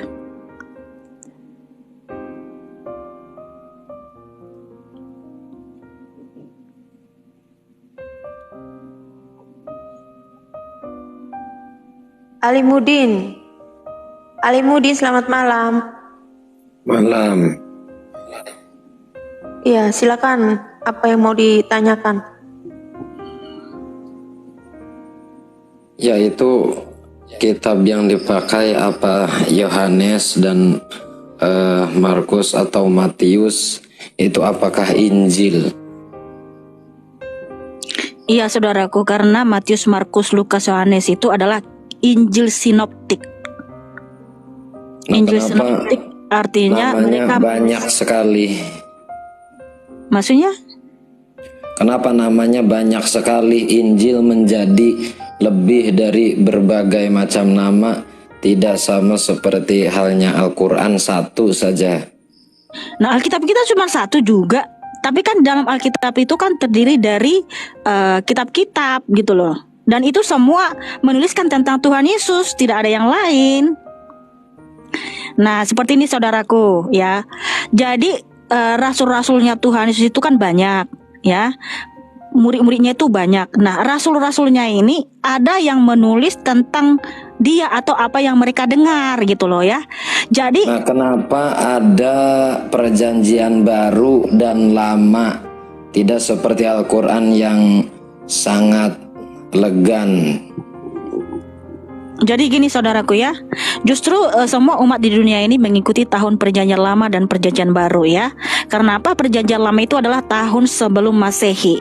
Tahun sebelum Masehi artinya Mesias belum datang, Mesias belum lahir ya. Nah, tahun perjanjian baru itu adalah tahun Masehi. Nah, kita kan mengikuti tahun Masehi ya, yaitu sekarang tahun 2023. Artinya sudah 2000 tahun yang lalu Tuhan Yesus pernah datang ke dunia dalam rupa manusia. Jadi tidak ada yang diubah di sini saudaraku. Itu bisa dirubah-rubah oleh selain Tuhan. Tadi kan barusan saya bilang nggak ada yang diubah di situ. Justru kita semua umat di dunia ini mengikuti tahun perjanjian lama dan perjanjian baru. Tahun Terus perjanjian apa lama itu perbedaan antara kitab perjanjian lama dan baru itu, Mbak? ya. Jadi gini saudaraku ya, perjanjian lama itu kenapa dikatakan perjanjian? Karena ada banyak perjanjian. Sebab kita ini adalah anak-anaknya Tuhan Yesus ya. Anak-anak itu memang ada perjanjian ya. Kita adalah ahli waris gitu ya.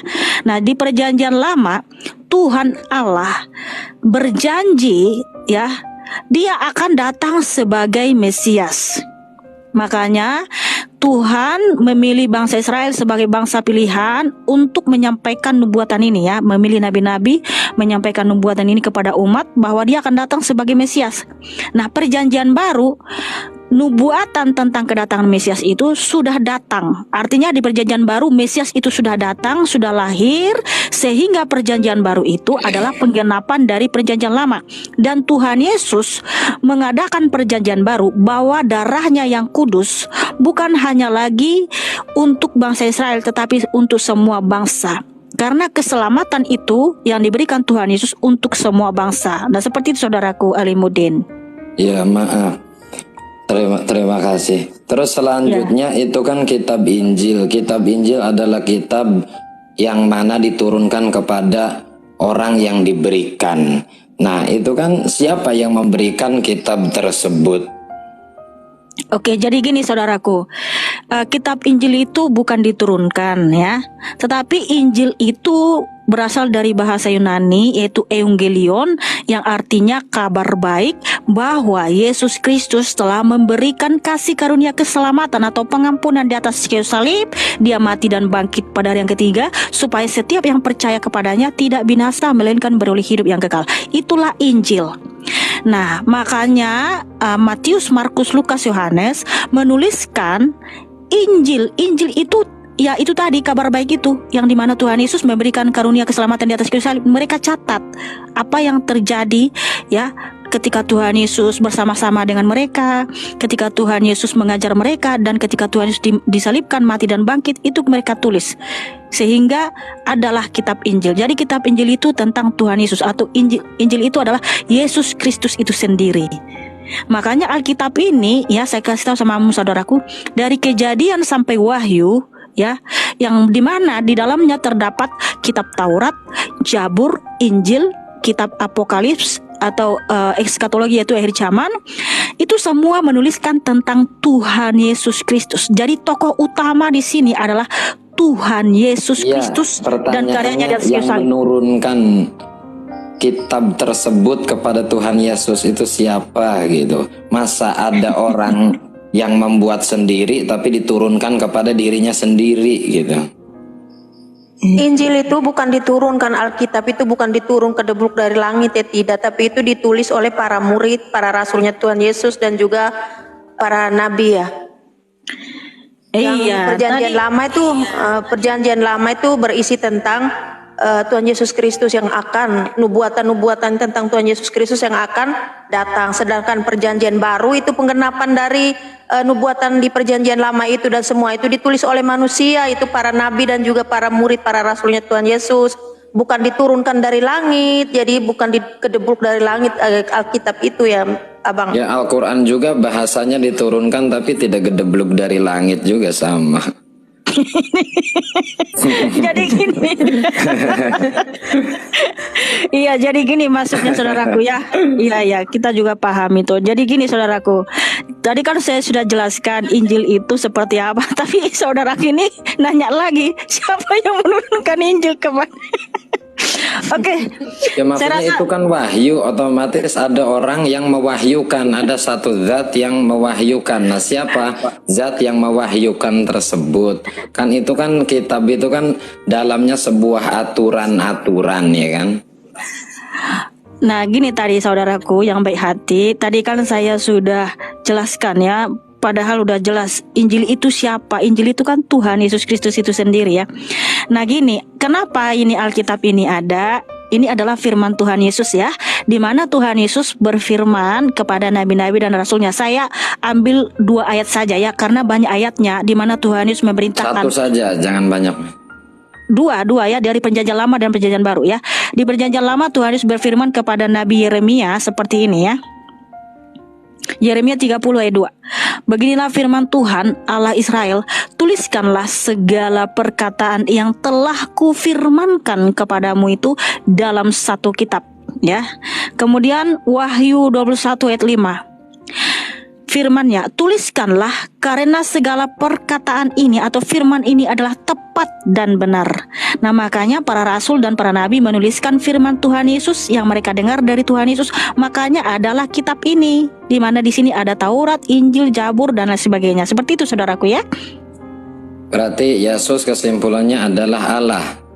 Ya, betul sekali. Tepuk tangan buat Alimuddin ya. Akan tetapi Allah di dalam kita kan yang mana tidak menyerupai makhluknya.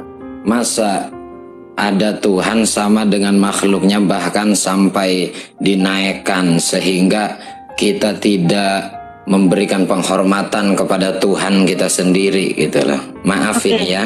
Ya, nggak apa-apa saudaraku. Jadi gini, manusia itu diciptakan. Sebelumnya mohon maaf kami nggak bisa lama-lama. Lewat 10 paling 3 menit lagi kami udah ya. Ya oke saudaraku, betul saudaraku, makasih ya. Nah jadi gini saudaraku yang baik hati, bahwa memang di dalam Alkitab firman Tuhan, manusia itu diciptakan menurut gambar dan rupa Tuhan Yesus Kristus. Jadi kita yang diciptakan menurut gambar dan rupa Tuhan Yesus, bukan Tuhan Yesus ngikut-ngikut gambar kita ya. Nah makanya dia bisa datang dalam rupa manusia ya. Tetapi ingat, betul memang tidak ada yang setara dan serupa dengan Tuhan Yesus. Karena apa? Dialah Allah itu sendiri. Kita nggak mungkin sama dengan dia. Jadi makanya ada firman Tuhan, tidak ada yang setara dengan Tuhan Yesus. Tidak ada yang seperti dia. Dia adalah Allah yang dahsyat, Allah yang maha kuasa. Makanya hanya dia yang bisa menyelamatkan kita. Betul sekali saudaraku ya. Oke, seperti itu ya. Saya rasa sudah cukup dulu saudaraku. Iya, makasih cukup. sudah Terima bertanya. kasih. Ya, God bless you. Salam sehat selalu buatmu. Tepuk tangan buat Alimuddin yang cakap dan manis. Selamat bertemu kembali. Ya, sama-sama.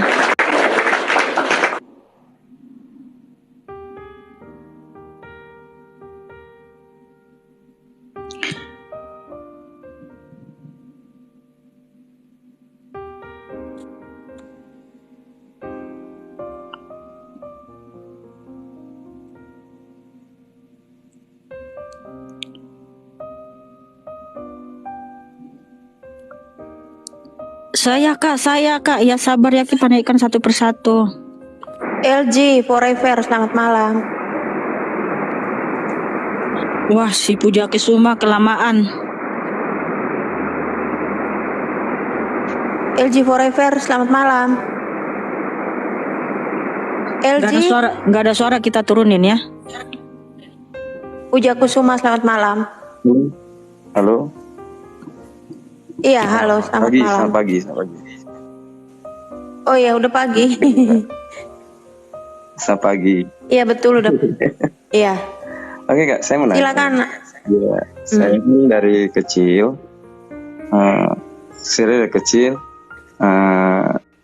berteman dengan, karena sekolah saya kan sekolahnya tidak sekolah nasional ya. Jadi teman-teman saya itu banyak yang katakan Kristiani gitu kan, Kristiani. Terus kita tidak pernah berdebat masalah agama ya, dari SD sampai SMP dan SMA ya, itu kita nggak pernah berdebat sama sekali. Ini saya penasaran di sini. Pertanyaan saya, kalaulah seandainya kakak bertemu dengan Tuhan kakak, apa yang kakak lakukan?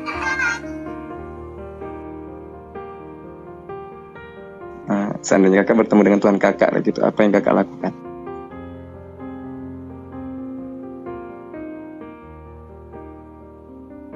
Halo? Bentar, bukan seandainya ya. Jadi kita memang akan bertemu Tuhan Yesus, nanti dia akan datang di hari zaman. Wah, kalau saya akan sujud di kakinya dan bersyukur dan bergembira, bersuka cita. Tapi memang itu ya, saya juga udah pernah jumpa sama Tuhan Yesus dalam mimpi ya. Saya mau memeluk Tuhan Yesus, dia bawa Alkitab. Dia berikan saya Alkitab. Dan saya sangat senang sekali. Kitab apa yang diberikan Kak? Alkitab. Alkitab. Oh ya, Alkitab. Jadi di sini kitabnya, berarti kitabnya Injil atau Alkitab Bible? Ya Alkitab. Saya masih ingat itu ya, seperti ini. Sorry. Alkitab yang diberi itu seperti ini. Oh, enggak. Ya warnanya Pak? Warnanya kayak gini, hitam gitu ya. Dia berikan saya Alkitab. Saya perlu Alkitab itu yang seperti ini. Oh, berarti kitabnya itu permanen lah kayak. Teman Tuhan, artinya supaya menunjukkan Yesus itu bukan Bapa, seperti di Efesus 3 ayat 14 ya. Di Efesus 3 ayat 14 di situ terjemahannya, aku sujud kepada Bapa, enggak ada Yesus Kristusnya. Tetapi di bahasa asli ada aku sujud kepada Bapa Sang Tuhan kita Yesus Kristus. Nah, itu dalam bahasa asli. Jadi kalau di dalam bahasa asli Alkitab menunjukkan Yesus Kristus itu benar-benar dia adalah Allah yang perkasa, Bapa yang kekal, Raja damai. Dia adalah Bapa kita yang baik. Nah gitu, jadi terjemahan yang direvisi saudaraku. Makanya kenapa Lai itu membuat revisi gitu kan, dikeluarkan kayak kemarin. Nih contohnya ya, saya kasih kamu tunjuk gitu ya. Ini kan TB2 ya. Nah di TB yang pertama itu di bahasa asli Zakaria 12 ayat 10 ya. Di bahasa aslinya Allah Bapa berfirman, mereka akan memandang kepadaku yang mereka tikam. Ya. Tapi di TB diterjemahkan mereka akan memandang kepada dia yang ditikam. Jadi seakan-akan pihak lain yang ditikam, bukan Allah itu sendiri. Nah makanya sekarang saya lihat terjemahannya sudah sama dengan bahasa asli, yaitu mereka memandang kepadaku yang mereka tikam. Karena memang Bapa itu sendiri yang ditikam ketika datang dalam rupa manusia. Nah disinilah orang-orang Kristen banyak yang mengatakan saya Mikana mengajarkan tidak benar katanya. Padahal dia nggak cek bahasa asli. Di bahasa asli Allah Bapa itu yang berfirman dia akan ditikam. Makanya digenapi di Yohanes 19 ya, ketika Yesus ditikam di atas kayu salib, mereka memandang kepada dia yang ditikam, kepada yang ditikam itu.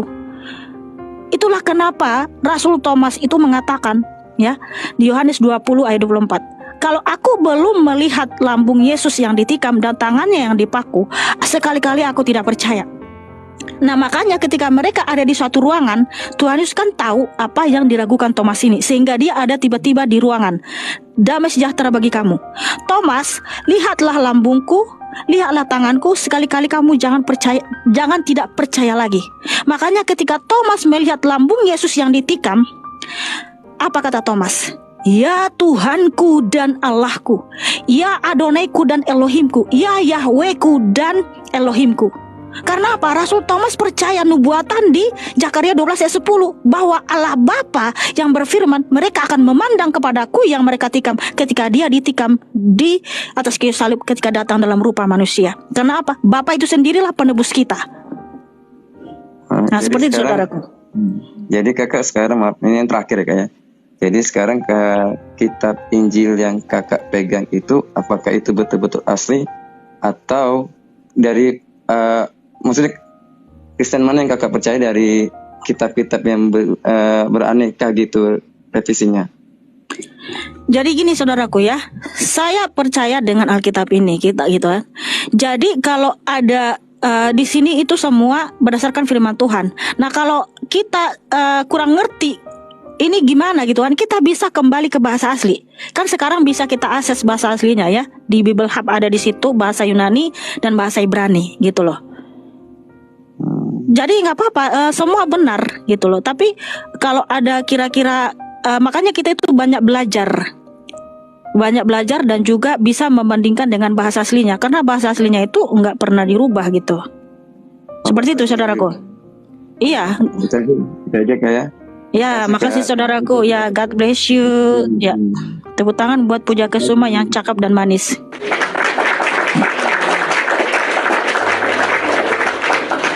Justru ya saya kasih tahu, kalau orang mempelajari bahasa aslinya, bahasa asli Alkitab Ibrani dan Yunani menunjukkan Yesus itu adalah Allah itu sendiri, dia adalah Bapa yang baik.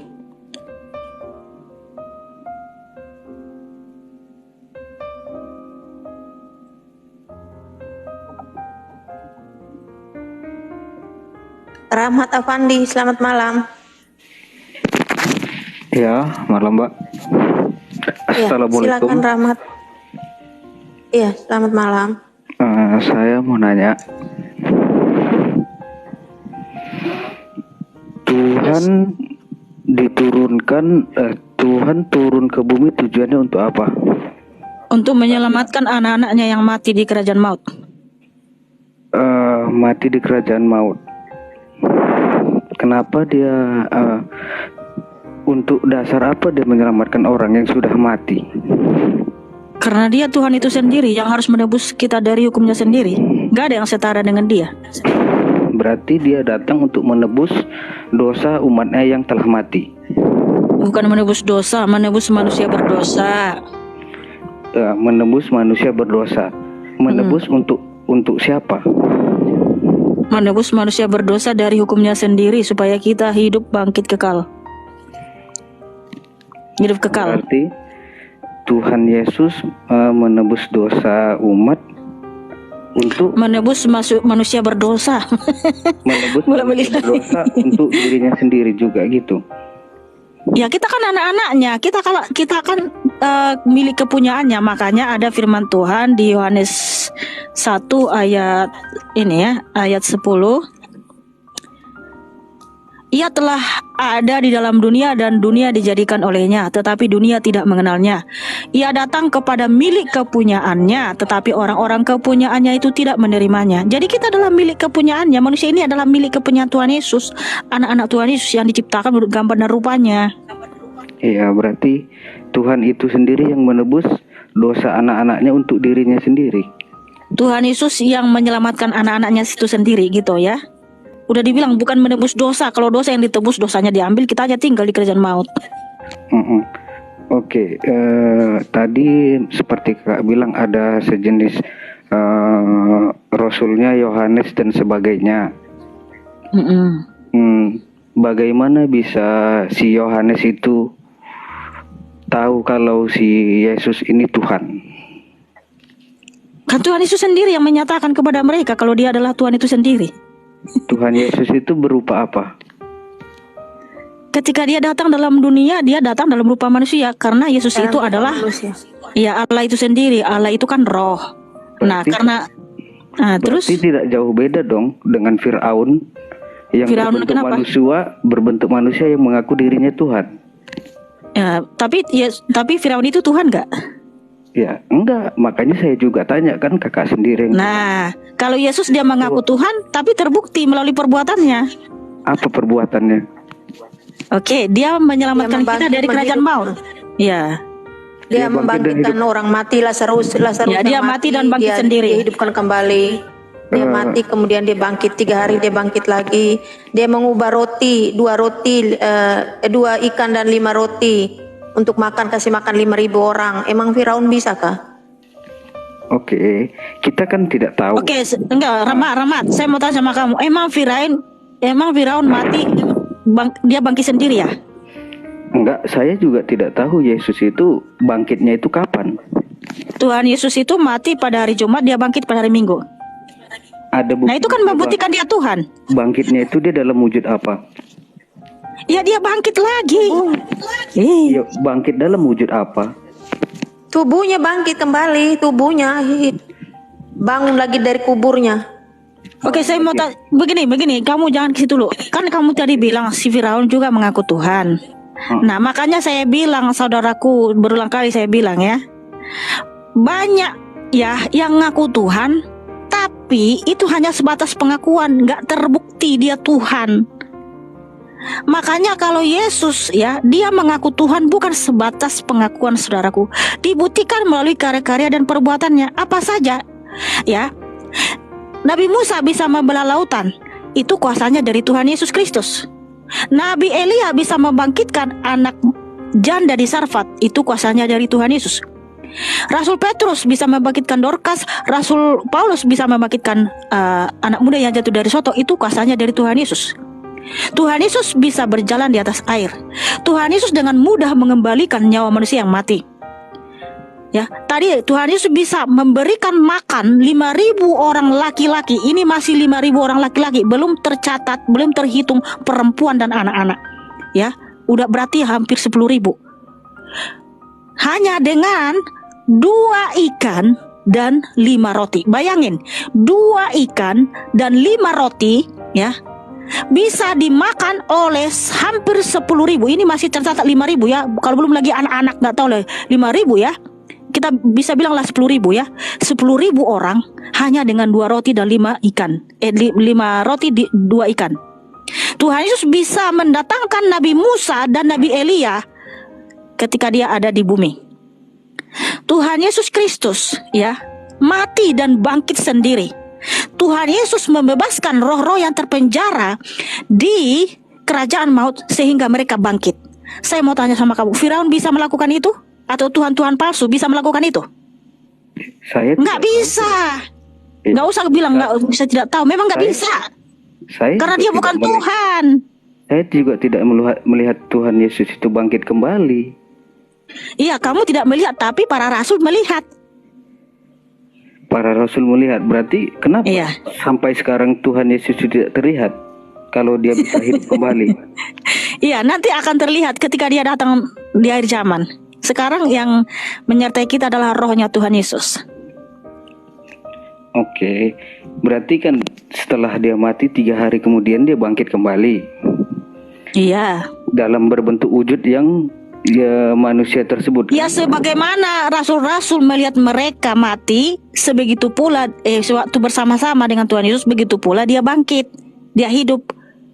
Sebab dia hidup, ada hari esok. Ketika Yesus disalib, dia berwujud apa?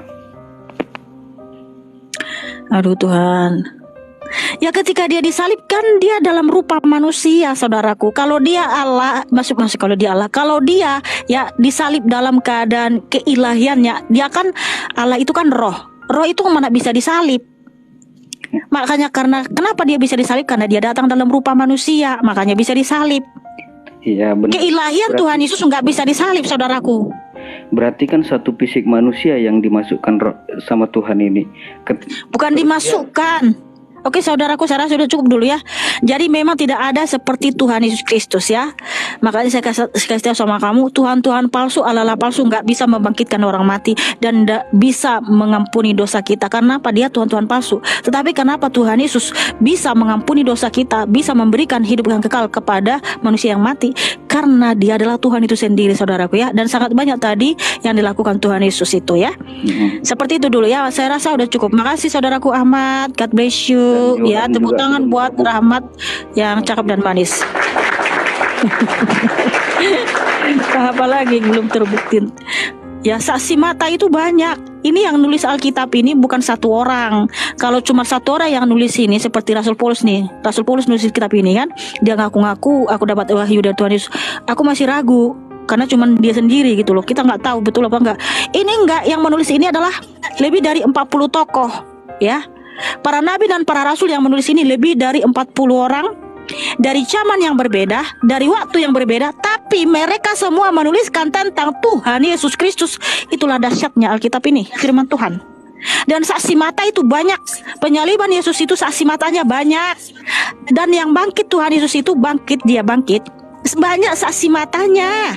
Dia naik ke surga pun banyak saksi matanya. 500 pasang mata melihat dia naik ke surga.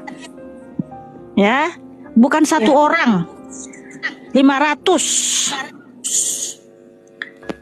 Nah, itulah kenapa saya percaya. Dan ingat saudaraku, Tuhan Yesus bukan saja dia adalah Tuhan di dalam bentuk tulisan-tulisan, tapi dia nyata hadir. Nah, kita di sini memberitakan Injil, ada Kalvina, apa yang kamu typing, Tuhan Yesus melihat. Tuhan Yesus ada di sini, saudaraku, ya. Karena kita di sini meninggikan, memuliakan Tuhan Yesus. Tuhan Yesus yang berjanji. Di mute dulu Kak Luvina, suaraku feedback. Jadi Tuhan Yesus berjanji, ya, apabila ada 2 orang berkumpul dalam namaku, aku hadir di tengah-tengah mereka. Apalagi di sini ada 4.600 di TikTok, ada 337 di YouTube, ya, yang mendengarkan tentang nama Tuhan Yesus. Di sini kita meninggikan Tuhan Yesus setinggi-tingginya. Dia adalah Allah yang perkasa, Bapa yang kekal, Raja damai, Pencipta langit dan bumi. Dia hadir di tengah-tengah kita, saudaraku, ya. Dia melihat apa yang kita lakukan di sini. Jadi apa yang kamu typing, Tuhan Yesus melihat. Kalau kamu typing positif, itu menunjukkan kamu adalah orang yang baik, orang yang berkualitas. Tetapi kalau kamu typing negatif, itu nanti akan kamu pertanggungjawabkan kalau kamu tidak bertobat, ya. Jadi apapun yang ada dalam hatimu, dalam pikiranmu, Tuhan Yesus tahu. Makanya di Wahyu 19 ayat 11 sampai 16, dia akan datang sebagai hakim adil. Matanya bagaikan nyala api. Artinya itu apa? Dia itu menyelidiki segala sesuatu. Apapun yang kamu perbuat, ya, apa yang kamu pikirkan di dalam hatimu, Tuhan Yesus tahu, saudaraku. Tidak ada yang tersembunyi bagi dia. Apa yang kamu lakukan di tempat tersembunyi, Tuhan Yesus tahu, ya. Kamu, ya, nyuri-nyuri, sembunyi-sembunyi melakukan dosa, Tuhan Yesus tahu, ya. Tidak ada yang tersembunyi bagi dia. Semua nanti akan disingkapkan. Makanya bertobat mulai dari sekarang. Pikirkanlah yang manis-manis, yang indah-indah. Ucapkanlah yang baik-baik. Jangan kamu ucapkan kata-kata negatif. Ya, kalau kamu pun bikin akun, ya, akun fake, ya, dengan menghina agama orang atau menghina Tuhan Yesus tahu, Tuhan Yesus lihat. Bertobat sebelum terlambat, ya. Tuhan Yesus sudah mau datang kembali.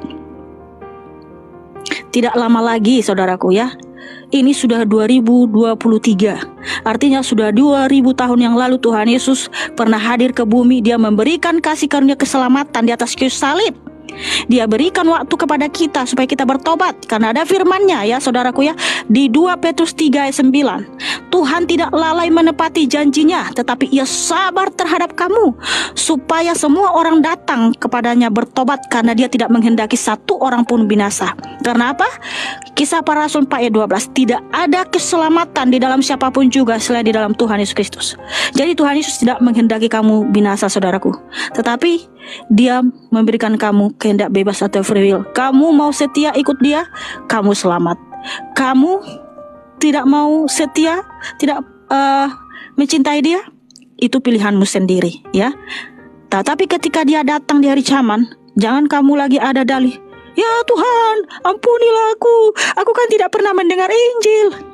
Ya, jangan, nggak ada lagi dalil, nggak bisa berdalil lagi seperti itu, ya, saudaraku. Oke, saudaraku, saya rasa sampai di sini dulu, ya. Kita istirahat, mungkin besok-besok lagi. Kalau yang mau bertanya, ya, mohon maaf kalau belum ada yang naik, karena memang waktu udah menunjukkan pukul 12:30, ya. Besok-besok lagi kita lanjut. Terima kasih buat saudaraku yang baik hati, yang telah menonton di room ini, ya. Terima kasih juga yang sudah tetap layar. Tuhan memberkatimu. Buat yang di YouTube, terima kasih saudaraku, buat moderator, ya, Bastian, Seti, Lone Wolf, ya, dan semua yang belum bisa saya sebutkan satu persatu namanya. Tuhan memberkati kalian saudaraku, ya. Oke, yang di YouTube saya akhiri dulu karena kita mau nyanyi lagu rohani, ya. Makasih Triboy Bonar. Aduh, hampir jatuh. Ya, saudaraku, ya, dimanapun kamu berada, ingat, jaga hati dan pikiranmu. Karena apa yang kamu pikirkan itu yang terjadi bagi dirimu. Serius. Apa yang kamu pikirkan, apa yang kamu bayangin itu bakalan terjadi dalam dirimu. Makanya bayangin yang manis-manis dan indah-indah. Apalagi apa yang kamu ucapkan, ya, itu yang akan terjadi bagi dirimu. Karena ucapan itu adalah doa. Oke, mari kita nyanyi lagu pujian. Ku nyanyi haleluya. Nanti lagu Elvina yang bikin doa ya.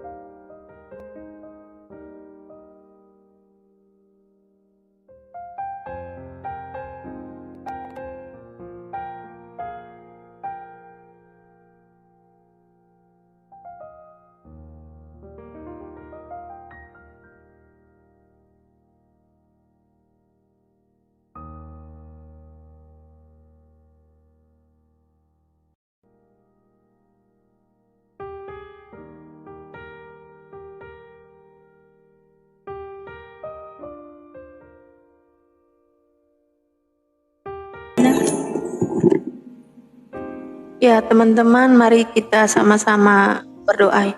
Bapa kami di dalam kerajaan surga, Bapa yang kami puji sembah di dalam nama-Mu, nama Yesus Kristus, kami mengucap syukur Tuhan buat penyertaan-Mu sepanjang hari ini hingga pagi hari ini Tuhan. Kami bersyukur Tuhan buat setiap kebenaran firman-Mu yang kami sudah dengar sepanjang hari ini Tuhan. Kami bersyukur Tuhan buat penyertaan-Mu sepanjang live di room kami Kana dari awal pertengahan hingga akhir Tuhan. Berkati setiap jiwa-jiwa, ya, setiap telinga-telinga Tuhan yang sudah mendengarkan kebenaran firman-Mu Tuhan. Berkati mereka Tuhan agar mereka bisa mengenal Engkau lebih dalam lagi, mengalami Engkau di dalam hidup mereka secara pribadi lepas pribadi Bapa. Terima kasih Tuhan, berkati kami Kana dan berkati room ini Tuhan.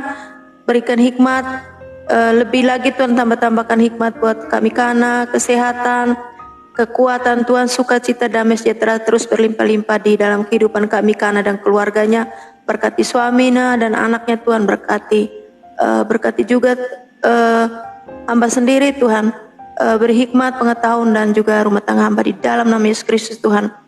Mengucap syukur Tuhan buat semua yang sudah berbagi kasih, yang sudah memberkati room ini Tuhan, dan yang sudah berpartisipasi dalam room ini Tuhan. Berkati mereka berkali lipat ganda Tuhan, baik mereka yang sudah tapping, mereka yang sudah share live ini Tuhan, dan mereka yang sudah memberkati kami Tuhan. Berkati setiap tangan-tangan yang sudah memberkati, Kau buat tangan mereka berhasil dalam segala usaha pekerjaan mereka, lebih dan lagi berkati mereka berkali lipat ganda Bapak. Terima kasih Tuhan, berkati setiap anak-anak-Mu Tuhan untuk terus setia dalam mengikuti Engkau Tuhan. Berkati setiap gereja-gereja Tuhan dimanapun Tuhan untuk mengajar kebenaran firman-Mu sesuai dengan Alkitab-Mu Tuhan, sesuai dengan firman-Mu di dalam Alkitab.